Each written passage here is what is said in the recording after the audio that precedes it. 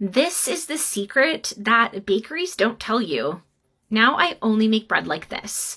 So to start off, I'm going to add 1.5 cups of warm milk into a bowl, 3 tablespoons of sugar, and a tablespoon of yeast. Now we're going to give this a good stir so our yeast can activate in the milk.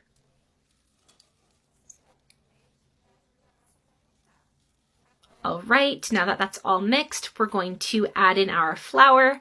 I'm using 5 cups of flour here, and we're going to give this another stir until our dough begins to come together.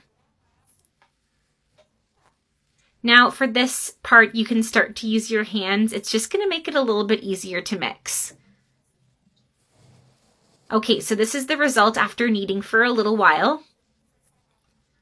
And to make this easier at home, you can just do this on your counter on a floured surface. Okay, next I'm going to add a good amount of olive oil.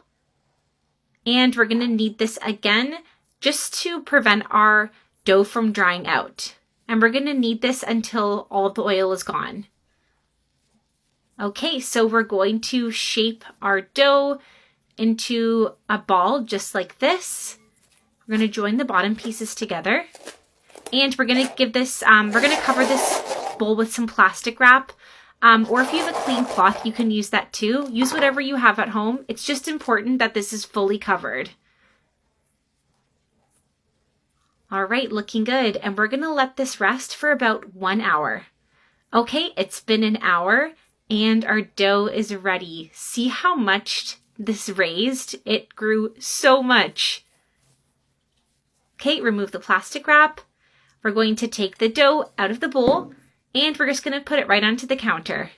I've got a floured surface here. So we're going to divide this dough into about 8 parts. So first cut it in half, then cut the sides, and then cut each of those in half. So we're making 8 loaves.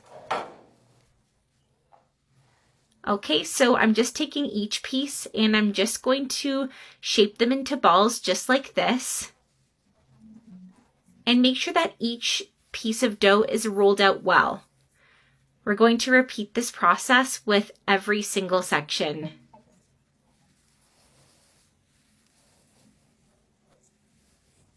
All right, so now I'm going to add these dough balls into a pan with plenty of water. This process is super important because when you take the bread into the oven, it's going to help it form a super crispy crust.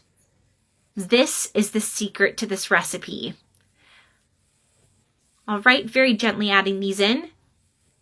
And we're going to leave these in the water for about 3 minutes on one side, and then after 3 minutes, we're going to turn them over. Okay, it's been 3 minutes, time to turn them over to the other side. And see how the bread is starting to soak up that water a little bit. They're getting even bigger. Okay, we're going to let these go for 3 more minutes. And we're going to turn them again to let them cook. They are getting so fluffy. Look at these. All right, be very careful.